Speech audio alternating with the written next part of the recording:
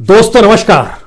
दोस्तों, जिस देश में स्कूल जाने वाले बच्चों को लेकर प्रतिदिन प्रति छात्र का बजट ₹2.35 हो और जो कॉलेज जाते हैं यानी 12वीं के बाद और जो पीएचडी तक करते हैं, रिसर्च स्कॉलर हैं, उन बच्चों का औसत बजट एक बच्चे का प्रतिदिन का ₹28.69 हो।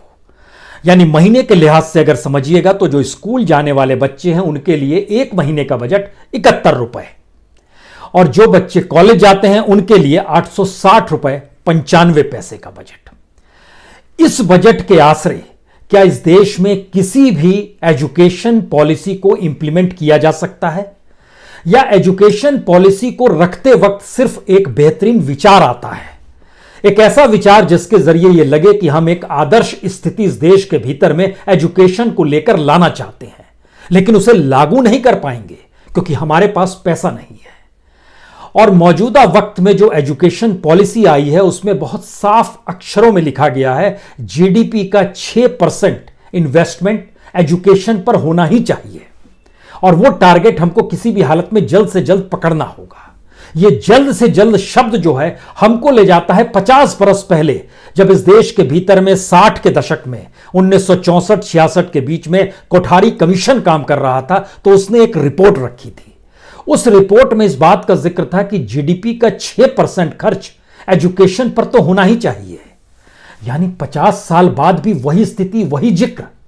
और इस जिक्र को करते समय अगर हम आपसे यह कहें कि मौजूदा वक्त में एजुकेशन पर सबसे कम खर्च किया जा रहा है और जो जीडीपी के 6% का जिक्र है वह 1% भी खर्च नहीं हो पा रहा है, तो आप चौंक जाएंगे। यह कैसी स्थिति है। हमें लगता है कि आज इसी बात से शुरुआत हो कि दरअसल इस देश के भीतर में चीजें इंप्लीमेंट कैसे होंगी एजुकेशन को लेकर। एजुकेशन पॉलिसी में क्या है यह हम बताएंगे आपको, लेकिन उससे पहले जरा समझ लीजिए 2020-21 चल रहा है फाइनेंशियल ईयर। भारत सरकार ने बजट फरवरी के महीने में रखा है। फरवरी में जो बजट रखा गया उसमें बताया गया कि 99,300 करोड़ का हमारा एजुकेशन का बजट है। उस एजुकेशन के बजट को 2 हिस्सों में बांटा जाता है, एक प्राइमरी सेकेंडरी के हिस्से में आता है, एक हायर एजुकेशन के हिस्से में आता है। प्राइमरी और सेकेंडरी और जिसमें मिड डे मील से लेकर तमाम चीजें होती हैं उसके हिस्से में गया 59,845 करोड़। इसके दायरे में जितनी बड़ी तादाद में इस देश के बच्चे आते हैं उसको आप इससे ही समझ लीजिए कि मौजूदा वक्त में दुनिया में सबसे ज्यादा बच्चों की तादाद भारत में ही है। 50 करोड़ बच्चे भारत में हैं जिनकी उम्र 5 साल से लेकर 24 साल तक है, और यही वो उम्र होती है जहां पर एजुकेशन हासिल की जाती है, रिसर्च स्कॉलर तक लोग बनते हैं। पहली कक्षा से लेकर पीएचडी तक की स्थिति में भारत में 50 करोड़ लोगों की मौजूदगी है। तो बजट आपका जो बता रहा है वो ₹2.35 लेकर खड़ा हो जाता है पहली से लेकर 12वीं तक के बच्चों के लिए प्रतिदिन का खर्चा। और हायर एजुकेशन के जरिए अब समझने की कोशिश आप कीजिएगा। 39,466 करोड़ के दायरे में इस साल जिन्होंने इनरोलमेंट कराया है बच्चों ने, उनकी तादाद है 3,82,00,000, 3,82,00,000। जब आप इसको डिवाइड करते हैं तो हर बच्चे के हिस्से में जो रकम आती है वह ईयरली आती है 10,331 रुपीज, और अगर मंथली में कन्वर्ट करेंगे तो 860 रुपीज, डेली में कन्वर्ट करेंगे तो ₹28.69 आ गए। लेकिन सवाल यह है कि क्या यह पूरा बजट बच्चों के लिए है? यह भी नहीं है। स्थिति तो और नाजुक है, क्योंकि इस बजट के भीतर में सैलरी भी देनी है, इक्विपमेंट्स भी खरीदने हैं, बिल्डिंग भी बनानी है, नई बिल्डिंग भी बनानी है, पुरानी बिल्डिंग का मेंटेनेंस भी करना है, गवर्नमेंट की कोई नई योजना रिसर्च को लेकर होगी उसका भी जिक्र करना है। और इन सब पे जो खर्च निकाला हमने इस मौजूदा साल में, तो इस पे तकरीबन 15,612 करोड़ रुपए खर्च हो जाते हैं। जो हाथ में आएंगे बच्चों के लिए वह है 23,854 करोड़ रुपए। और इसको भी जब हम कन्वर्ट करना शुरू करेंगे तो पता चलता है कि एक साल में एक बच्चे पर 6,244 रुपए खर्च हो रहे हैं। प्रति दिन के हिसाब से आइएगा तो 17 पैसे आएंगे, प्रति महीने के हिसाब से आइएगा तो 520 रुपए आएंगे। यह इस देश की स्थिति है। लेकिन जब हम आपसे कोठारी कमीशन का जिक्र कर रहे थे और मौजूदा सरकार का जिक्र कर रहे थे तो उसमें एक चीज और जोड़िए। इस एजुकेशन पॉलिसी में 2 बड़ी महत्वपूर्ण बातों का जिक्र किया गया है। एक कहा गया है कि जो 2 करोड़ बच्चे स्कूल तक नहीं पहुंच पाते हैं, एजुकेशन नहीं ले पाते हैं, उनको हमको लेकर आना है। मुफ्त में तो बच्चे आएंगे नहीं, उनके लिए आपको एक जगह चाहिए होगा, एक टेबल बैठने की देंगे, जो दीवार होगी उस दीवार को थोड़ा बढ़ा देंगे जिससे स्कूल में बच्चे आ सकें, टीचर की संख्या बढ़ेगी, 2 करोड़ बच्चे यूं ही कहीं भी आकर तो बैठ नहीं जाएंगे, क्लास दर क्लास बढ़ते चले जाएंगे, उनका भी कोई बजट होगा, वो बजट आप कहां से देंगे, पहली बात। इसके अलावा इन्होंने कहा है जो हायर एजुकेशन की स्थिति में है मौजूदा वक्त में ये 26% है, 26.3%, इसको हम चाहते हैं कि जो एनरोलमेंट हो हायर एजुकेशन के लिए 12th के बाद वो 50% तक हो जाए। इसका मतलब ये है कि टारगेट लेकर चल रहे हैं लगभग 3.5 करोड़ बच्चों को 2035 तक ये साथ में जोड़ लेंगे। अब सवाल है कि 3.5 करोड़ लोगों को जब बच्चों को और जोड़ेंगे, एक टारगेट लेकर चल रहे हैं, तो इसका मतलब यह हुआ कि हर साल जो बच्चों का इजाफा हो रहा है वह भी तकरीबन 20 लाख तक हो रहा है। अब 20 लाख तक के इजाफे को अगर उनके लिए हमारे पास क्या इंफ्रास्ट्रक्चर होगा, और इन बातों का जिक्र जब मौजूदा सरकार ने ये पूरा का पूरी पॉलिसी रखी है, एजुकेशन पॉलिसी, तो हमें लगा इस पर ध्यान क्यों नहीं दिया गया कि इस देश के भीतर का सच क्या है। दरअसल मौजूदा हमारे यहाँ का सच ये है, जरा इसको समझिएगा कि इस दौर में क्यों सबसे कम खर्च किया जा रहा है। हमने इसको निकाला कि मनमोहन सिंह सरकार अपने बजट को जो बनाती थी उसका कितना % खर्च करती थी, और मोदी गवर्नमेंट मौजूदा वक्त में कितना खर्च करती है, उसका औसत भी निकाला और साल दर साल भी निकाला। हमने देखा कि 2009 से लेकर 2014 तक जो यूपीए 2 था, मनमोहन सरकार थी, अपने बजट का वो औसत खर्च करती थी 3.9% उन 5 सालों का। उसमें हर साल है 2009-10 में 3.1% किया, तो 11-12 में उसने 3.17% किया, 12-13 में 3.36% कर दिया, तो औसत निकला है 3.19%। और मोदी सरकार जब आई 2014 में, तो 2014 से लेकर 2019 तक जो पहला हिस्सा था इनका 5 साल का, उसमें इनका एवरेज 3.19%, जो मनमोहन सिंह का एवरेज था उससे घटकर 2.88% पर आ गया। यह बजट का हिस्सा है, यह जीडीपी का हिस्सा नहीं है। जीडीपी के भीतर जब जाइएगा तो उसका सच तो और भयावह है। जीडीपी को लेकर 0.7% मनमोहन गवर्नमेंट खर्च करती थी, औसत जो निकाला गया 0.7%, और मोदी गवर्नमेंट जीडीपी का 0.5% खर्च करती है, जीडीपी का, जो बरस दर बरस, अगर आप समझना चाहते हैं तो ऐसे समझिए, 2014-15 में 0.55% खर्च किया गया जीडीपी का एजुकेशन पर, 0.49% किया गया 15-16 में, 0.47% किया गया 16-17 में, 0.47% 17-18 में, 2017 में 0.44% 2018-19 में, ये खर्च है। और दूसरी तरफ मनमोहन सिंह गवर्नमेंट को याद कीजिएगा तो वो लगभग 0.6% पे चल रही थी, 0.6%, 0.68%, 0.69%, 0.66%, ये वो 2009 से लेकर 2014 तक की स्थिति थी। यानी पैसे और कम हो गए, पैसे कम होते होते स्थिति और नाजुक हो गई।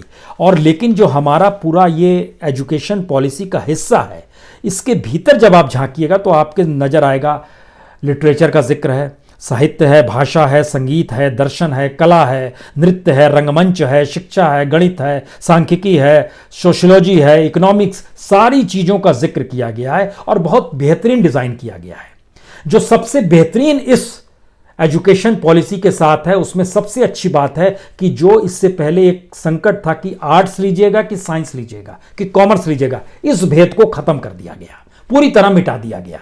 यानी कोई भी विषय कोई भी किसी रूप में ले सकता है। आप मैथ्स के साथ संगीत भी ले सकते हैं और इकोनॉमिक्स के साथ आप रंगमंच के हिस्से में भी जा सकते हैं। सबको जोड़ दिया गया और इसमें यह भी बंदिशें हटा दी गई कि आप जो चूज करेंगे, ऐसा नहीं है कि आपको जीवन पर्यंत उसके साथ बंध जाना है, जी नहीं, आप उसको बदल सकते हैं, फैकल्टी, उसकी भी छूट है। इतना ही नहीं, एक शानदार चीज इस दौर में यह भी हो गई कि क्लास 5th क्रॉस करने के बाद आपको अपने सब्जेक्ट्स चुनने हैं।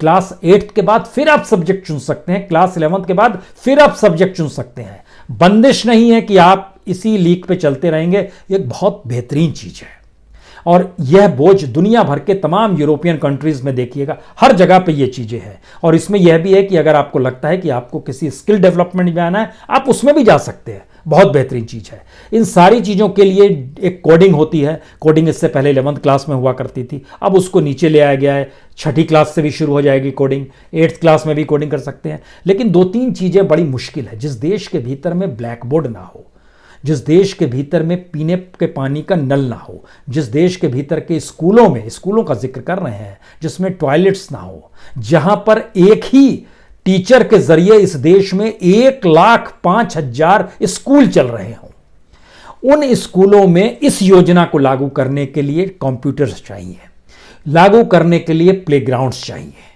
इनको लागू करने के लिए आपको वेल एजुकेटिव टीचर्स चाहिए। लेकिन उसका भी जब डाटा हम देखना शुरू करते हैं तो वहां भी यूनाइटेड नेशन का डाटा और हमारे यहां के खुद एजुकेशन मिनिस्ट्री का डाटा और उससे जुड़े हुए प्राइवेट असर नाम की जो एक संस्था है उसका डाटा और जो इस देश के भीतर में संसदीय कमेटी है उसका भी डाटा, सभी डाटा को जब आप मिलाएंगे तो इसके भीतर का सच आपको थोड़ा सा डराएगा इसलिए क्योंकि हमें लगेगा कि इन चीज़ों के लिए एक तो पैसा नहीं है, दूसरा जिन बातों को जिक्र कर दिया है उसको लागू अगर करने निकलेंगे तो हमारे सामने क्या क्या मुश्किल आने वाली है, इस दिशा में कौन सोचेगा। और यह जानकारी निकल कर आई कि इस देश के भीतर में लगभग शिक्षक जो है 70% ऐसे हैं जो कम जानकारी के साथ पढ़ाते हैं। ये हम सारी रिपोर्ट्स को मिला के आपके सामने रख रहे हैं।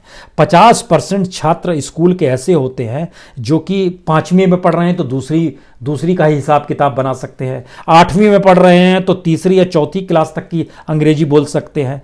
यह एक स्थिति और इस देश के भीतर में जो 1,05,000 स्कूलों का जो हमने जिक्र किया जो सिर्फ एक टीचर पर चलता है उसमें टॉप पर है मध्य प्रदेश, यहाँ 17,874 स्कूल ऐसे हैं। उत्तर प्रदेश दूसरे नंबर पर है, 17,602 स्कूल चल रहे हैं।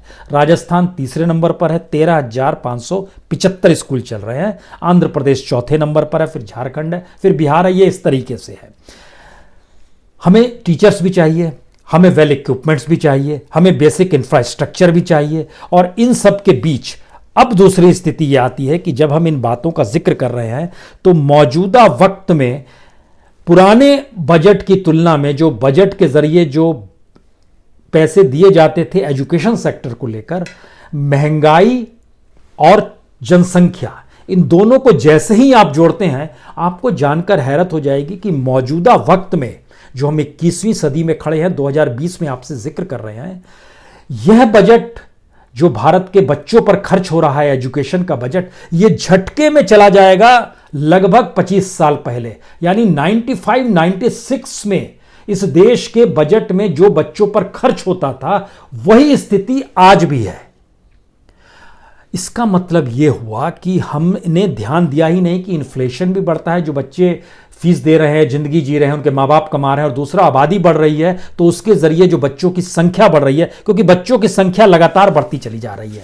उसका भी अगर आप एक अंदाज लेना चाहते हैं तो उसका भी डाटा हमने आपके लिए निकाल के रखा था कि कितनी बड़ी तादाद में बच्चे लगातार बढ़ते चले गए। और बच्चों की बढ़ने की तादाद ये हो गई कि 2000 में, यानी 20 साल पहले 83,99,443 बच्चे हायर एजुकेशन में इनरोलमेंट कराते थे, लेकिन 2019 में यह बढ़कर 3,74,000 हो गए। जिस समय मनमोहन सिंह जा रहे थे, यानी 2013-14 का जिक्र कर रहे हैं, उस समय 2,37,00,000 बच्चे थे जो इनरोल करा रहे थे। आज की तादाद में पिछले 6 बरस के भीतर में इनकी संख्या 1 करोड़ से ज्यादा में इजाफा हो गया है। 2,37,00,000 से बढ़कर 3,74,00,000 तक पहुंच गए हैं। तो इसका मतलब है बजट बढ़ना चाहिए, बजट कम हो गया, महंगाई बढ़ गई। इन सारी परिस्थितियों के बीच में आपने एजुकेशन पर ध्यान ही नहीं दिया।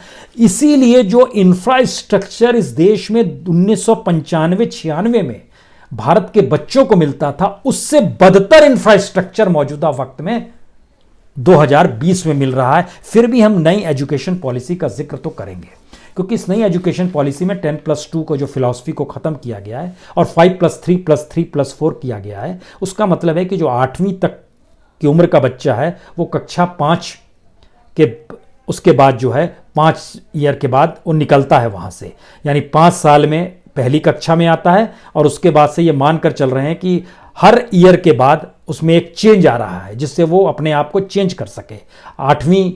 8 उम्र का बच्चा सोचता है, 11 की उम्र का हो जाएगा तो कुछ और सोचता है, 14 उम्र में जब पहुंच जाएगा तो कुछ और सोचेगा, 18 उम्र में पहुंच जाएगा तो कुछ और सोचेगा। यह एक फिलॉसफी रखी गई है इन सब के बीच में। लेकिन इसके पैरेलल में 2 बातें और हैं। दुनिया के भीतर में अंग्रेजी को माना गया है कि एक ऐसी भाषा है जिससे एक संवाद होता है। इसका भी जब हमने डाटा निकालना शुरू किया तो हमें पता चला कि इंग्लिश पब्लिशिंग इंडेक्स जो 2019 का आया उसमें 100 देशों की रैंकिंग में भारत का नंबर 34वां है। और चाहे वो ब्रिटेन हो चाहे वो अमेरिका हो, इन जगहों पर भारतीयों को नौकरी इसलिए मिल जाती है क्योंकि इनकी अंग्रेजी अच्छी होती है।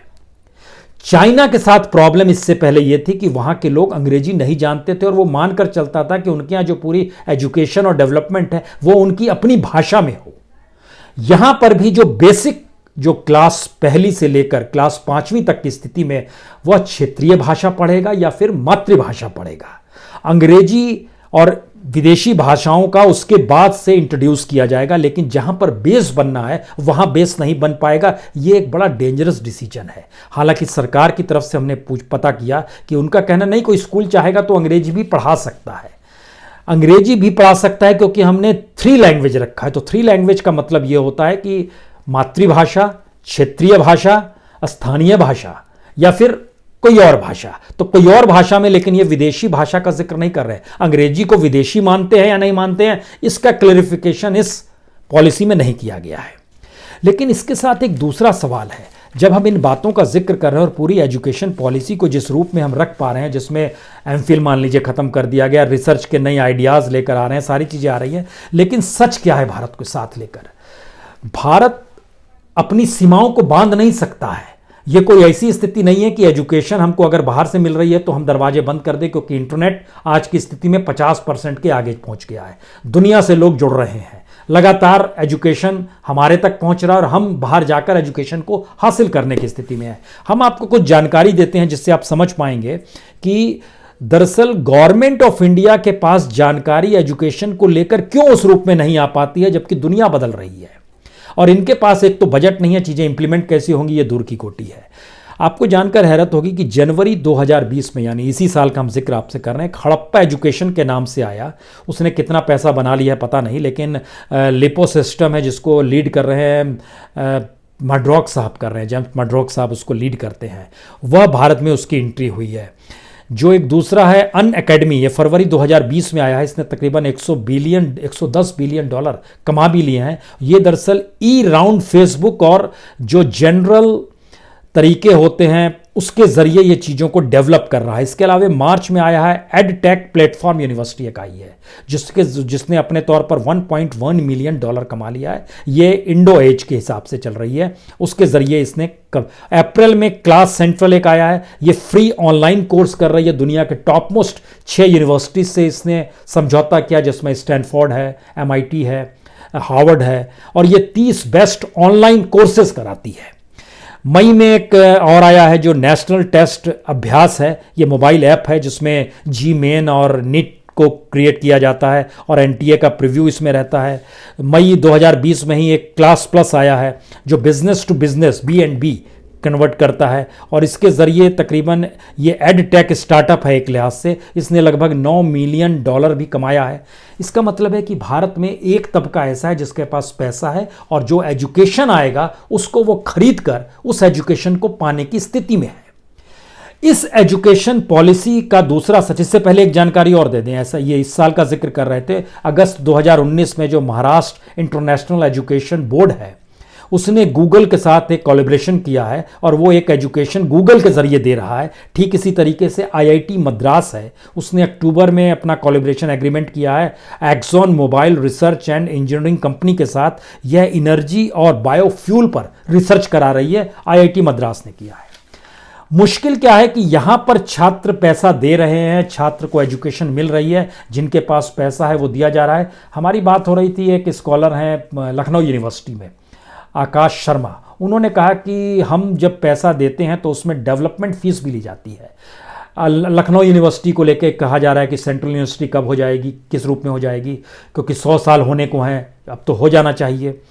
तो हमने पूछा कि डेवलपमेंट फीस जो ली जाती है वो उसका क्या होता है। बोला यही बात हमने अपने प्रोफेसर से पूछी, प्रिंसिपल से पूछी। उन्होंने कहा कि ये फीस अगर आप ना देंगे तो हम लोगों को वेतन नहीं मिलेगा, स्थिति इतनी नाजुक है। यानी छात्र फीस देगा, उस फीस के जरिए प्रोफेसर्स को फीस मिलेगी, ये पूरा क्राइसिस। और सेंट्रल यूनिवर्सिटी का चक्कर जो है ये सिर्फ ज्यादा अनुदान पाने के लिए है, यानी पैसा जो आ रहा है वो ज्यादा किसी तरीके से आ जाए। कमोवेश यही स्थिति इस देश के पूरे एजुकेशन सिस्टम की है। पैसा हमको चाहिए तभी तो हम इंफ्रास्ट्रक्चर लेकर आएंगे। जो पीएचडी जिन यूनिवर्सिटीज में होती है वहां प्रिडिकल्स नहीं आ रहे हैं, किताबें नहीं मौजूद है वहां पर, तो कंप्यूटर और बाकी चीजें, तो स्थिति तो यह भी है कि इंटरनेट तक नहीं है यूनिवर्सिटीज में, सेंट्रल यूनिवर्सिटीज में।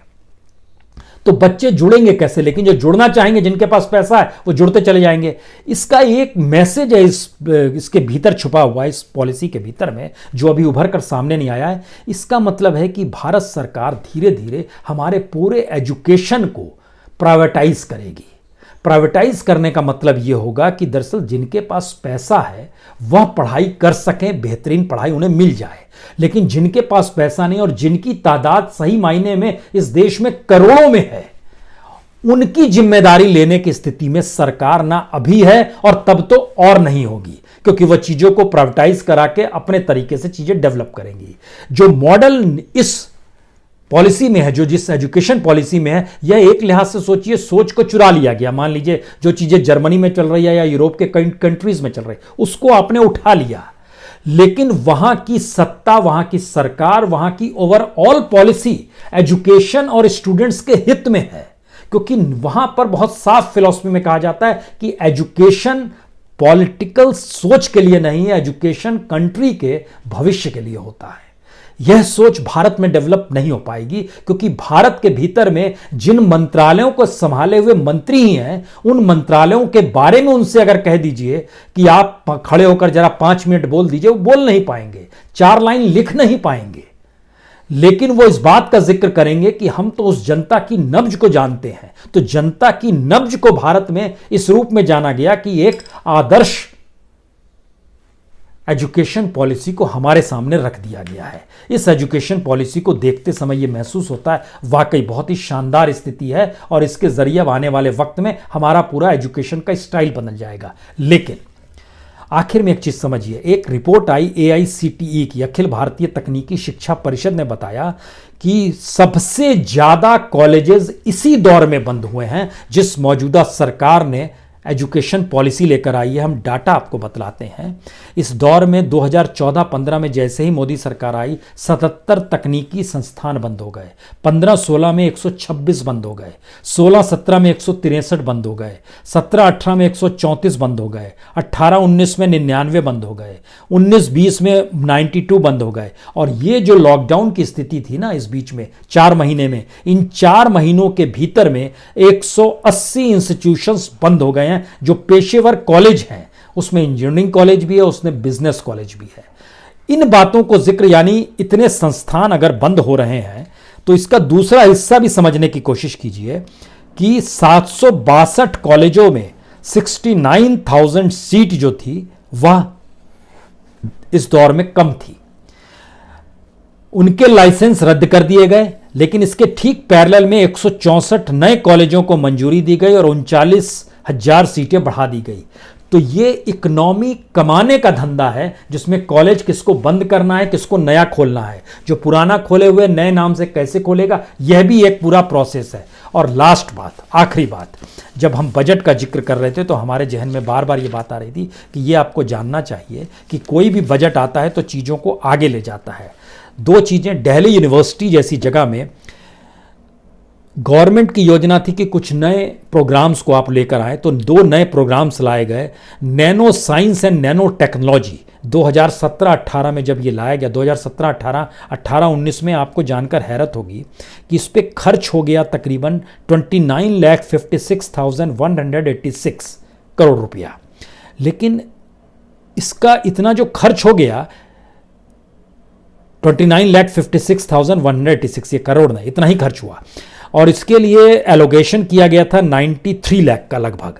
लेकिन इसमें से ना बच्चे निकल पाए, ना कुछ हो पाया, और ये धीरे धीरे बंद हो गया। तो ऐसी बहुत सी चीज़ें होती है जो कि डराती इस रूप में है कि आप कर क्या रहे हैं। और जिस आखिरी बात का हम जिक्र कर रहे थे, इस बजट में जो मौजूदा बजट है, इसमें हर चीज़ का बढ़ता है। हमारे यहाँ इंडियन इंस्टीट्यूट ऑफ मैनेजमेंट है, आपको जानकर हैरत होगी कि उसको लेकर जो बजट था वो झटके में बजट कम कर दिया गया।